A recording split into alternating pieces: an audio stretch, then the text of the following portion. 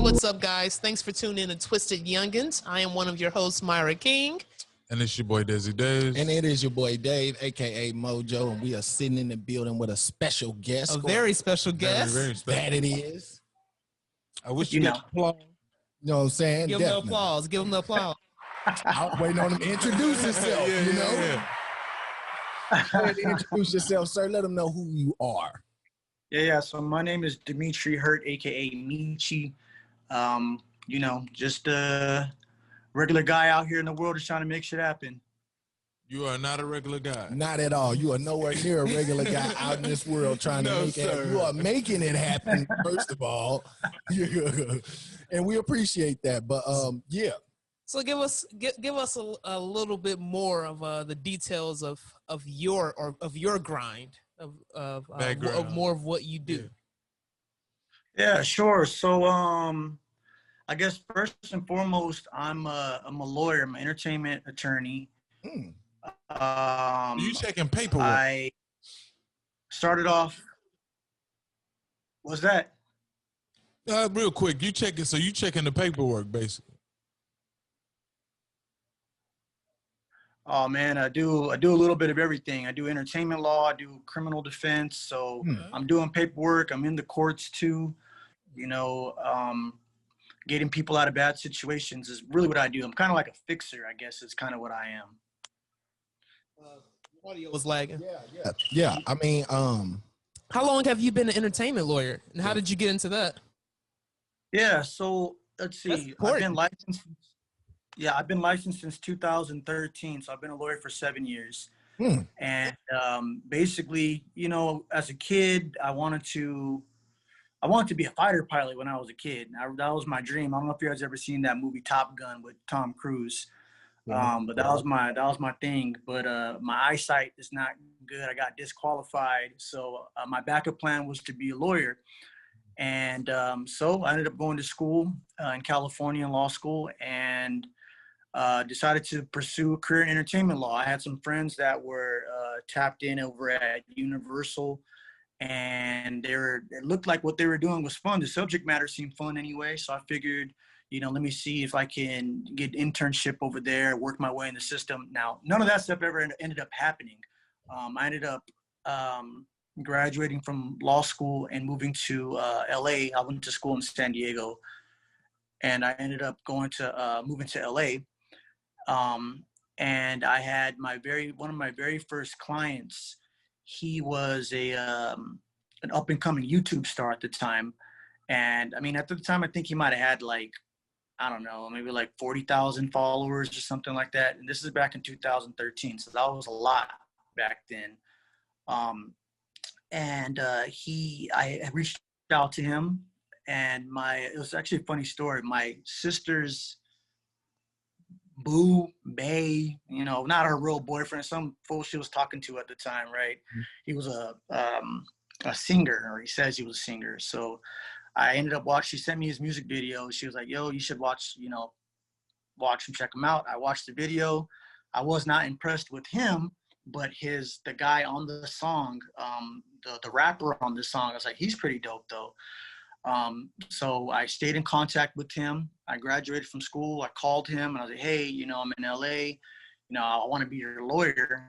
And turns out his brother was a lawyer, and his mom was a doctor, and he didn't need a lawyer. He needed a manager. Now at the time, I didn't know what the hell a manager was or what they did, what they're responsible for. All I know is I just went to school. I just made $300,000 in debt, and I wanted to be a lawyer. I don't want to be no damn manager. I didn't even know what that was.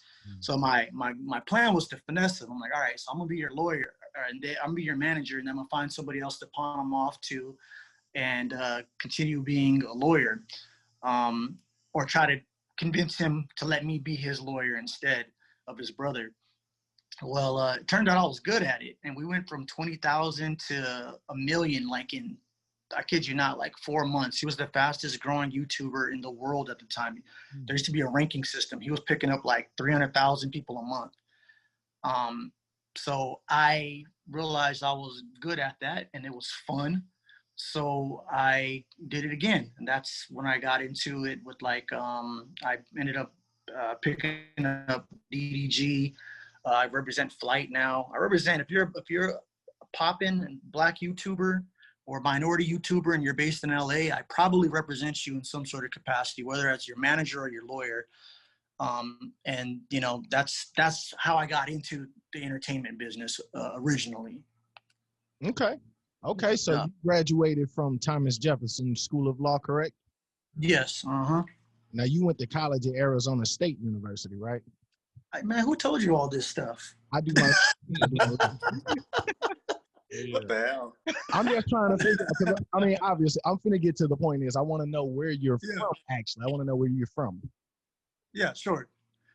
So I'm from Phoenix, Arizona. My dad's from Chicago. I'm a big Bulls fan. I like my bedroom when I was a kid. I had Jordan all over the place. I had the perimeter of the wall used to have like a Chicago Bulls like stickers and crap. But anyway, my mom's from LA. My dad's from Chicago. I'm from Phoenix. So I grew up in Phoenix. I was here till I was 20. I moved to California in 2010, so I was like 24 or something like that in Arizona. I've been here for most of my life, but now I'm in LA. Okay, so when you were at Arizona State, what course were you taking at that time? So my undergraduate degree was called legal studies, it was legal studies. So I got my Bachelor of Science in Legal Studies. Mm-hmm. And Justice Studies. That's what it was called, Justice Studies. And the coursework was kind of just general, law and order, some criminal procedure type stuff. And at the time, I was working at a school. I was teaching at a school too. After I graduated, I should back up. I graduated from college, and I went to work at a school district for 2 years. And that's what really, really pushed me into law. So I should probably backtrack a little bit on that. I was working with kids, and I wanted to, originally my goal was to be a lawyer for kids, called juvenile delinquency and juvenile dependency is what it's called. So I worked with the school system, and then that's how I got into law school. And then I somehow segued away into entertainment. That's what happened. I'm sorry. That's the real story. And that's an important part, because a lot of people would just hear you say you went to school to be a lawyer, and then you start getting into entertainment, and they'll be like, oh, that's cool. That's just that fast. They don't understand that, you went to school before that. Like you said, he knew some people too. Yeah, you knew people, but you had a 2-year period where you were figuring things out, I assume, and then, like you said, exactly what you wanted to be. So no, exactly. Okay. Yeah. So I want to ask you, like, what is some key what are the key transitions or the major difference when you represent YouTubers versus actual artists, as far as the legal side of it, the paperwork, like the deals, like, is it what's the difference between that? Well, I mean, entertainment law is mainly, I'm going to say, contracts and negotiations. So the difference between representing a YouTube client versus an artist is mainly the subject matter of the contracts. So YouTube contract, a typical YouTube contract I would deal with is usually a management agreement, an MCN, which is kind of like a record label for YouTubers. And we deal with brand deals and endorsements, of course, those contracts that come through the pipeline.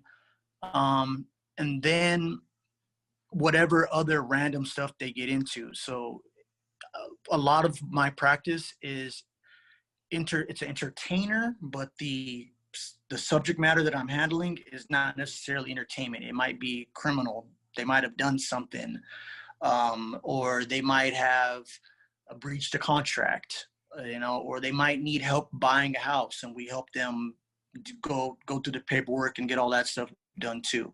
Versus an artist, you're going to get record label deals, you're going to get publishing deals, you're going to get the brand deals, touring deals, deals when the agents come in and you want to hire an agent, you want to hire a manager, you want to hire a booking manager. So it's a little bit different, but it's all really contracts and negotiations. Which one is more profitable? the YouTuber or the artist? Like if you was to say just blank slate, both of them will be like successful, greatly successful. Which one would you choose, the artist or the YouTuber? Ooh, well, all right. Longevity, man. Yeah. Let's keep it real. I mean, Right. The artist could have a little longevity too. Right. So good question. Good question. Wow. Up front, the people that make more money, believe it or not, YouTubers. They make money. They make good money. They're making, I think, like my smaller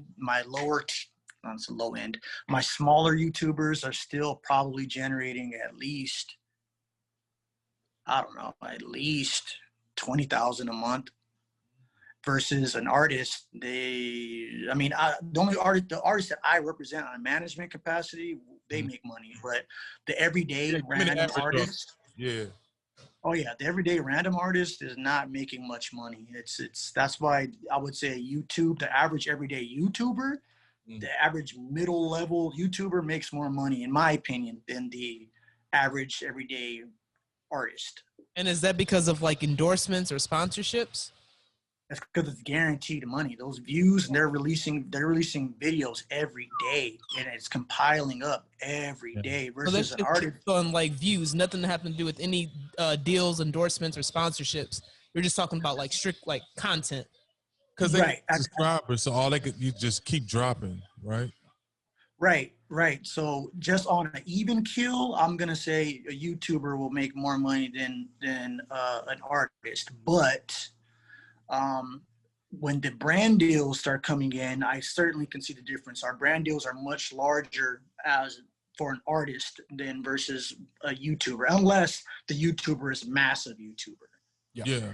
And even then, I've seen the disparity between the two. I've seen like DDG. I've seen him as a YouTuber only getting a brand deal, and I've seen him as a artist getting a brand deal, and they've been night and day different. So who's the Drake of the YouTube world? DDG, and I hope not to sound biased or anything like that, because I do represent him, but there is not any other YouTube crossover artist that is a rapper anyway. Queen Naja's killing it. Okay. So what if I know your boy is DDG for sure. If they were saying DDG or Drake, the career-wise, who are you choosing? Who would you? Because it's to represent. What's he an artist. Hold on, he's an artist. That's not. And he said he's the Drake of YouTube. That's what he said. No, I did not say he's the Drake of YouTube. You said who would be like the Drake of YouTube. Okay. Yeah. All right, that's different, sir. Listen, walk with me, sir. Take a trip with me. I'm trying to figure out, how do we get to NPM Partners? How do we get there?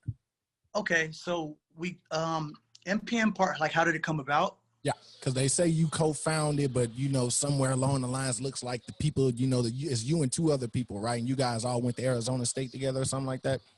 Right. So I started off again with that very first client. His name was Mystic. Mr. God Jokes. Okay. And so one of my other partners, his name is Eric. He's also an attorney. And then my other partner, Luis, is he has his MBA from ASU from from the School of Business. Okay. So in any event, I'm living here in LA. I'm a year older. I'm 2 years older than my partner Eric. And so I came to LA. I was working already, and I had a lot of traction with Mystic. We were crushing it. And basically there was too much work coming on and I needed help. So I brought on Eric, and then like right around the exact same time, like probably within a month or two after that, Luis got on board. Luis found some Latin YouTubers. That was going to be his division of NPM. And then Eric was going to assist me with the with our English speaking management clients. So around 2016, 2017, we started NPM Partners, and I've known Eric for 20 years. We've been going to church together, same church for 20 years. I've known Luis for 15 years. We were in the same fraternity at Arizona State University. So I'm kind of like the, I guess, cornerstone of our company. I'm the one who like brought everybody together, I guess. And now we have road managers. I just hired an associate attorney on Friday. I have an attorney working for us now full time. We're just growing fast. That's dope. Well, that you are growing fast. I mean, you guys you just secured a 2-year, multi-deal partnership with Universal, the whole Universal Music. Give him a hand clap. This is dope. Give him a hand clap. Yeah, that is dope. I'm on it. I'm on it now. You want to ask him? No, I mean, no, just giving you flowers, you know what I'm saying? From what I dug up, I mean, like I said, 4 gold records, I assume. I think it was 4 gold records. Y'all was certified by RIA, over 1 billion streams and whatnot. And for you guys to start in 16, here we are 2020, for y'all to come up that fast, that's pretty good, man. That's more than good. No, it's crazy, man. It's crazy. It feels like just yesterday, but then also it's like, damn, we've done some stuff over this last 3 years. We've traveled the world 2 times over. We represent a lot of people where there's plenty of times where I'm in New York, Luis is in Colombia, Eric's in random ass, Denver or something. Like we're moving and shaking for sure. Are you single, sir? I'm not single. I've been with my wife for a while now. I mean, I'm lost track. So what I'm talking about. Now, you talk about. No, go ahead. I'm just speaking on for as him, having a wife or whatever, that's good, especially you nowadays. said 20 some odd years? Yeah. No, not 20, like 10. Okay, 10. So we're looking at. Well, I'm like, well, I'm doing the math in my head. I'm like, you might have to get rid of this part, but you don't want to hear you over here confused about the year now. Come on now. So, yeah, and I have a 13-year-old son. So, but from a different relationship, I was having too much fun in college. I was doing the most. Is that the one you got on the YouTube that you guys have, the YouTube channel? Yeah, that's my son, Jaden. Yep. Okay. That's what's up, bro. Great content, by the way. Thank you. So, I know we're running short on time. I know you got to get out of here pretty soon. Yeah. So, what, with these 360 deals or with these first artist deals that the labels normally hand out, how do you leverage any juice in between that? Like, do you say we want everything? So thank you. Like, yeah. So, I feel like 360s get a bad rep. And that's because in a 360 deal, if an artist is smaller and they sign a 360 deal, it makes sense to me because the amount of work, time, energy, and effort that goes into something like, let's say, their music bleeds over into other stuff that they do, their merchandise, their touring. Now, the issue here is they can get a piece of everything, but this depends on the amount of the piece, right? So it might be, and there's all type of cool stuff you can do. You can save 2% of touring after we've met a threshold of we've made $1 million, and then your 2% kicks in. That still falls under as a 360. So people will be like, oh, I don't sign 360 deals. Well, I mean, in this situation, it's a 360, it is, but they don't get their funky 2% until you've made $1 million. Like, what's the big deal at that point? And once you're making $1 million, that means you're crushing across the board. You're not going to worry about that 2%. Plus, you're in a different tax bracket, and you need some write-offs and some cutbacks. Like, it's just a whole lot that goes into it. And I think people hear the word 360 and they just have this negative connotation automatically. Now, with that being said, none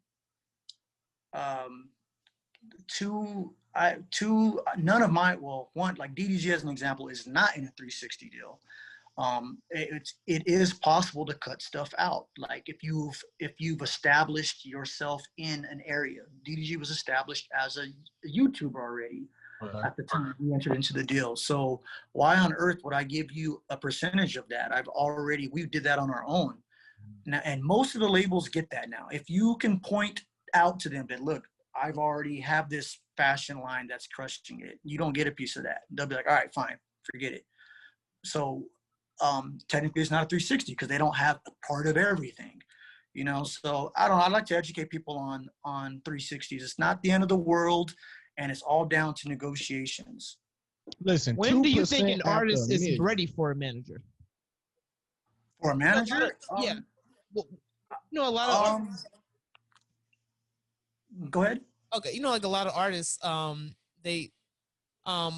hear different opinions when they say like an artist really doesn't need a manager until a certain point until they're actually ready for it because of the stipulations they put on a manager. I guess when the artist is first starting out, they expect like a manager to be, oh, you have to find me shows, you have to be my booking agent, you have to do this, that, and the third. And sometimes the artist is not fully developed yet or ready for that stage yet. So when would you give advice for artists when they would be ready for a manager? Yeah, so that's a good point. I think that you need to have your own sound. I don't want to say that. That's not necessarily an artist that needs a manager when I feel like they have some sort of a buzz going. It doesn't need to be crazy buzz, just some sort of a buzz going. In the beginning, if you're a smaller artist, sometimes you need a manager that has some connections or has some money to help get you in the studio or to help clean up your look or get you the right music videos and that type of stuff. But there's no real time, I think, that I can point to that says, hey, you need a manager at this point.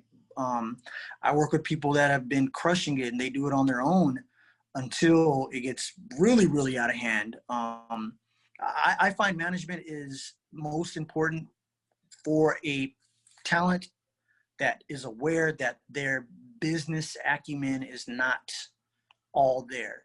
When they know they're sending emails back that are crazy as hell. They know that they're not getting the best out of a negotiation situation. Yeah, those when are you're here to make music and not do all the other crap. They will, you know, the only reason they made it is because they take the pen and, you know, put it to the pad and listen to beat. I don't know the business side because I'm too busy devoting my all being into music. Right. So well, that's definitely the goal. Yeah. The goal is you do the talent, you do the music, I do everything else. That's the dream. But you know, a lot of artists are different. Yeah, it sucks for the artist that's not famous, so that with that mindset, and so he has to step outside his body to do, you know. But no, I got you. That's the point. I say wait for the manager to come find you.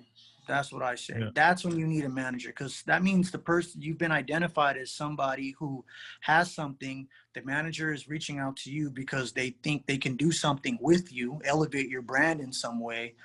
I mean, every day I could show you guys, I get at least 100, 150 people a day that are like, yo, can you be my manager? And I'm like, and I go through it, and, you know, and sometimes it'll get, if they're appealing enough, I'll click on them and I'll go through it, and I might have a call. I have a call with somebody today, as an example. But I say, let the management come find you. How do you filter that? If an artist, so you are open to artists submitting to you? Yeah, I am, because I can't. What do you look for? And what do you look for? When I'm looking for somebody, typically I'll click on, to be completely honest with you guys, I click on them whether it has 1,000 followers or they have, you know, 1.6 million, which is one I got today or yesterday, 1.6 million already. And the next step is listen to the music on the management side. And if the music's good, then we go a step further. If it's not good, or if I think I could tweak it and make it better in some way, then we do that too. We just signed this girl, Autumn. She has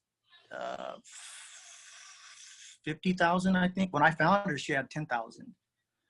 Now she has 93,000, you know. I'm really good at finding people that are going to really go.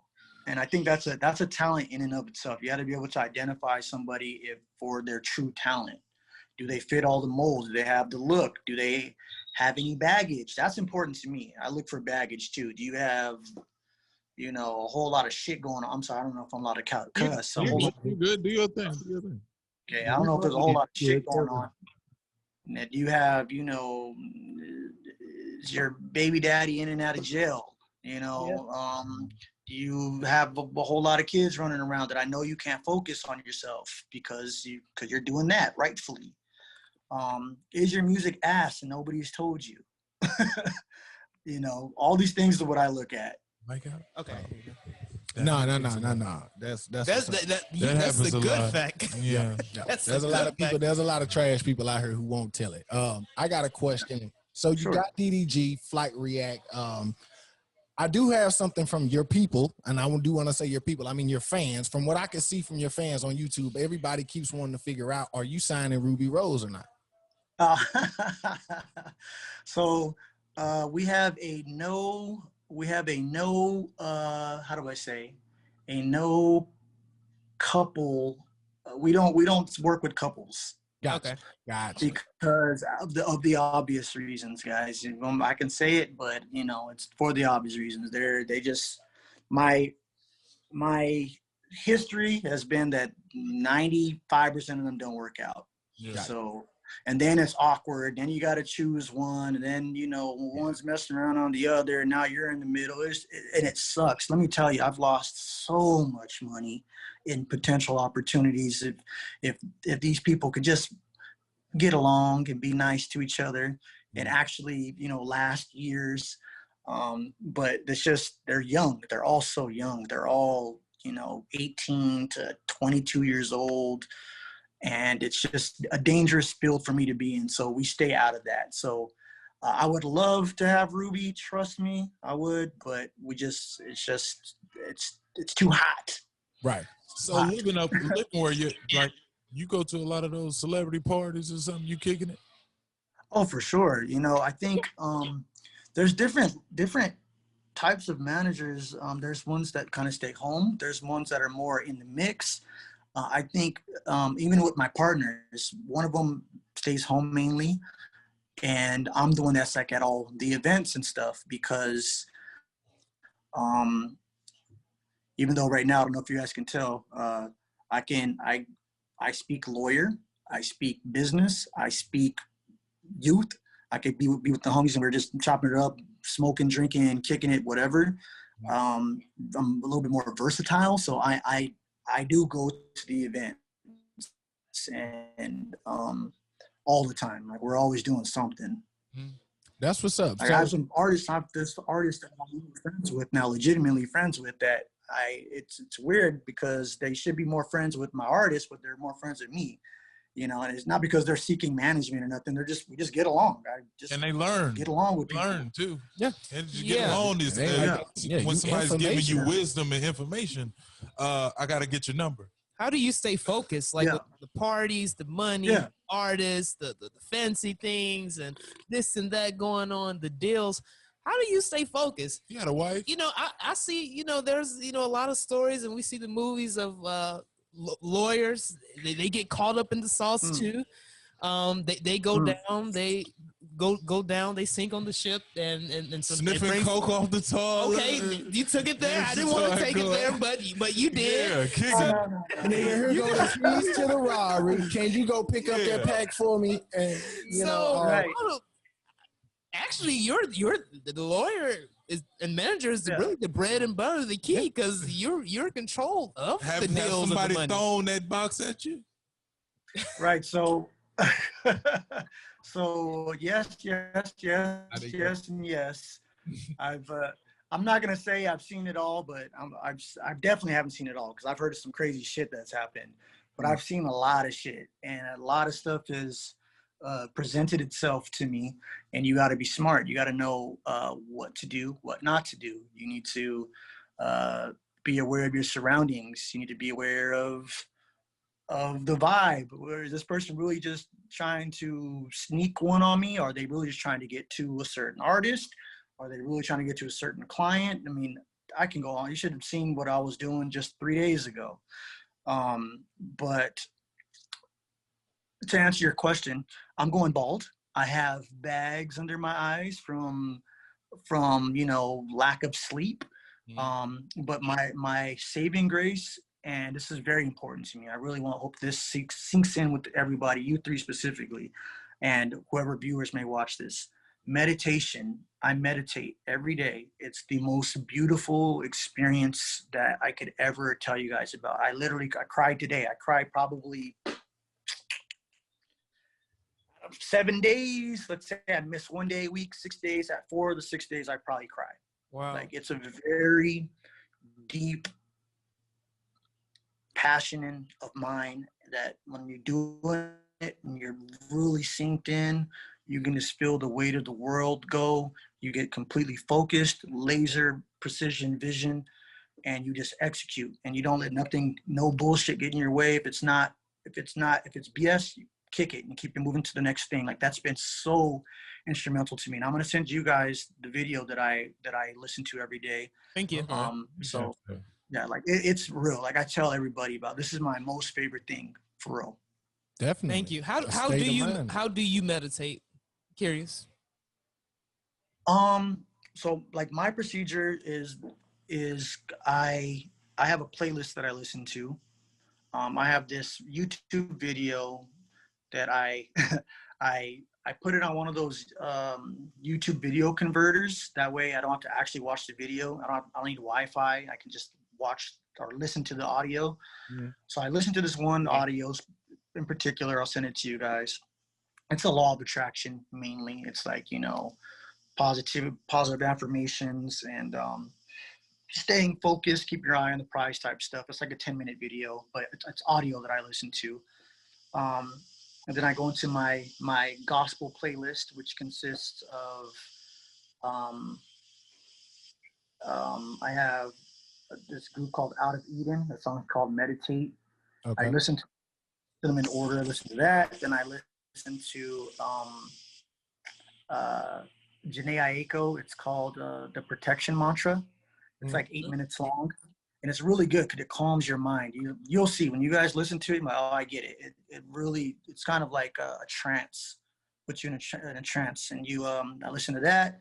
Then I typically go into the actual video that I listen to that I'm gonna send you guys. It's like 15 minutes long.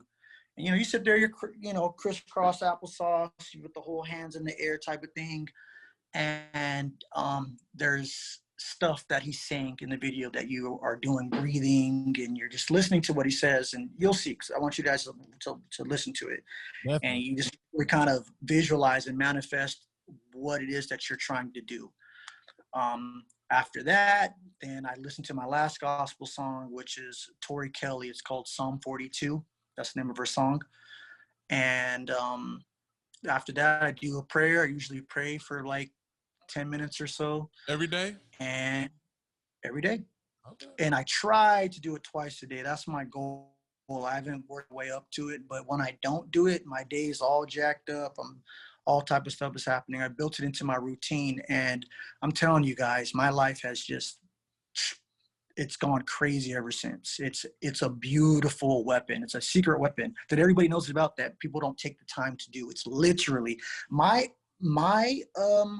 routine is longer. My routine is at about 45 minutes, but it's really a 15 to 20 minute thing. 15 to 20 minutes a day is going to change your life. I promise. Okay. Now, can you talk to me about having an artist like JD? What is his last? What is the last name? JD Pantoja.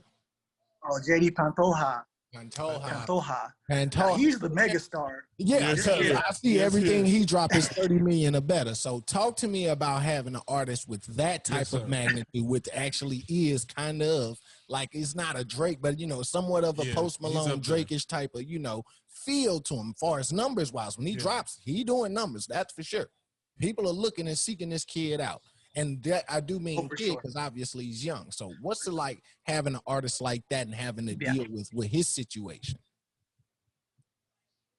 Yeah, so same thing. We got him when he had, I don't know, maybe 40,000 followers or something. I drove down to Tijuana, Mexico, and he had his little team of lawyers. He had 3 lawyers, a manager. This fool was over here like dancing and stuff. I'm like, I think he was like 18 at the time. Mm-hmm. And I was like, I gotta have him. So we you know, convinced his lawyers that we were the right people to work with. So he was signed to us on our management company, which is NPM Partners. Mm-hmm. And then he ended up getting he moved to like deep in Mexico, like hella far, deep in Mexico. And we ended up switching our management contract to a production deal. So now he's signed to our label as opposed to our management. He has a new manager, but he's signed to our production company, our record label.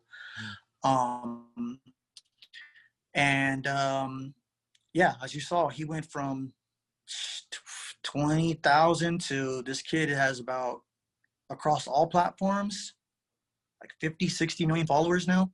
And his girlfriend, her numbers are insane. Her numbers are better than Kim Kardashian's. Like her numbers are. Oh my God.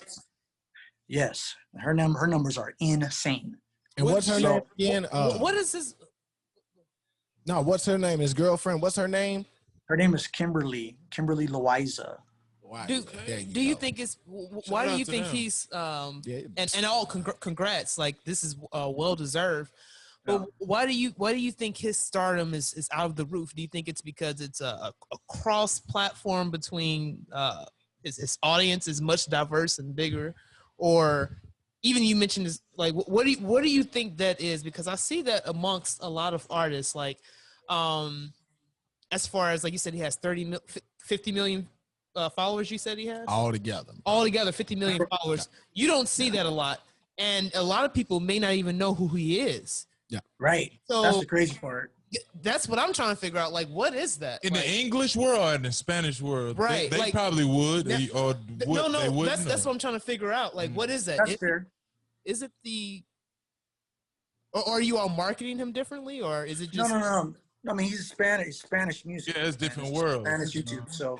So that's what you guys are going to see next. The goal is now to cross him over from. So okay. I don't know if I made this part clear. I didn't say this. Our world is digital media that we find artists that are digital media first, that we cross over into traditional media, which is going to be music, film, TV, whatever. And then for him specifically, we have to cross him again from Spanish to English to the American market. Okay. So you do that by, collaborations, features. He sells out. Yeah, the right features, I'm saying he speak English? No, his English is not very good. We've been telling him forever. It's like, bro, like you learn just a little bit of English, it'll be over. Come on, man. It's all right, man. Get him a translator. He'll be all right. Get him a translator.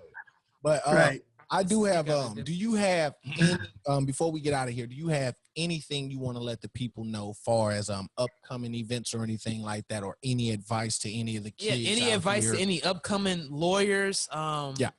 Because it's hard. A lot of people they see okay, I want to be an entertainment lawyer or I want to be a manager, but there is a grind, like a lot of money laws. And you may have to take out loans. It's a lot of relationships. You got to do a lot of handshaking. Like a lot of people are not fortunate enough to be in certain positions to make it happen. It's not for everybody. Meditation is key. That's what for my main takeaway from everything I've said so far for you three and for anybody ever seen this is meditation. That is so key. Meditation will get you right first. The next thing I would say is entertainment law isn't what people may think it is. It is fun. There are entertainment lawyers that are like in the mix and stuff, but mainly they're just at an office setting. Management, make sure you run that person that you're looking at, that talent you're looking at. Make sure you run them past a couple of people. Try to remove yourself, your biased opinions about the person. you know, in your head, he's dope, she's dope. Well, ask some people, you know, some people you really trust, some people that are straight shooters that you know, they're like, yo, that person is not, don't waste your time, energy. And I know that might sound mean, but No, that's key. I'm telling this advice for the aspiring managers and the aspiring entertainment attorneys. Just complete focus, know what you want to do. You have to be out there shaking hands. I do calls with people all the time, whether they're big or small. You never treat people bad. Always treat people with respect. You never know what's going to turn of it or come of it. I literally was at my wit's end with this one particular client just 3-4 days ago. And I was almost going to say, yo, I'm good. And then the very next day, she gave me a referral for a very nice check. So be nice, be kind, have patience. Don't shoot yourself in the foot. Treat everybody well. And, you know, the world law of attraction is going to come back to you. And lastly, all right, how you dealing with the COVID? Yeah, man. I feel so bad. I feel so bad because I know it's messing up people all over the place. It hasn't done much to my team or my artists or people that I'm managing. We've been fine. I'm fine. But I do know people that are losing everything. I have a couple of friends that have had pretty solid businesses and they're gone now. So it's like a bittersweet. It's been great to me, but I recognize it has been awful for others, and it's just unfortunate. It's really sad. Now you say you're fine, you and your team is fine, but do note that you was riding around in Flight React, you know what I'm saying, BMW with the mask on though, correct? I think that it's really helped with people's hygiene and being clean and washing their hands, like stuff like that people weren't doing. So low key, again, there's a lot of good that has come from it. My grandma came over last night. She's 92 years old, and I was like, you know, maybe I shouldn't be squeezing on her and hugging on her because I'm out here, you know, I don't want to get her sick. Yeah. So, and that's stuff that we weren't really thinking about before, but we still have those same germs. I still could have got her sick with some other stuff, you know. It's just, for me, it's been good for me. I'm okay with having to stay home more. I got to spend so much more time with my son. His grades have shot up through the roof. He went from, you know, mediocre grades, so he got straight A's across the board last quarter. And just my relationship with my family has gotten stronger because we're around each other. Like, I get to actually spend time with them. So, I can't go to the clubs. That's crappy, but I mean, it's cool. I'll take a 1-year break. You know, it's not a big deal for me personally. Now, are they back in school? Your children, are they back in school yet? Kids back in school down in your area? No, my son, he's in their online school. School has started, but it's online right now. Yeah. Okay. Yeah. All right. And it's really annoying, but it is what it is.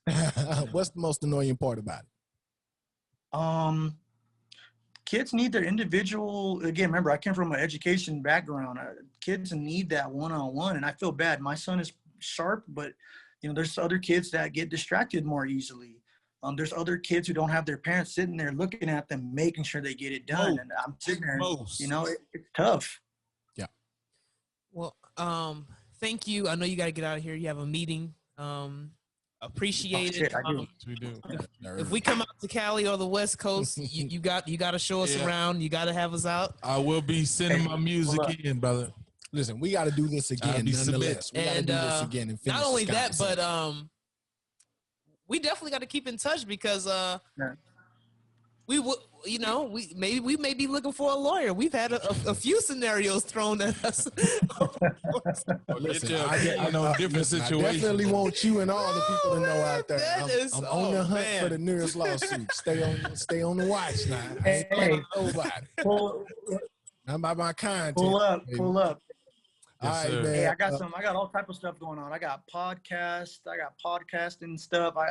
Holla at me. Holla at your boy. Let's make some money. Right. We'll get into it. We'll talk to you about all that. Go ahead and head to your meeting, sir. We'll get back with you and we'll continue. Appreciate you. We'll be in touch. Appreciate you. Definitely. All right, I'll take care. Thank you. Likewise, sir.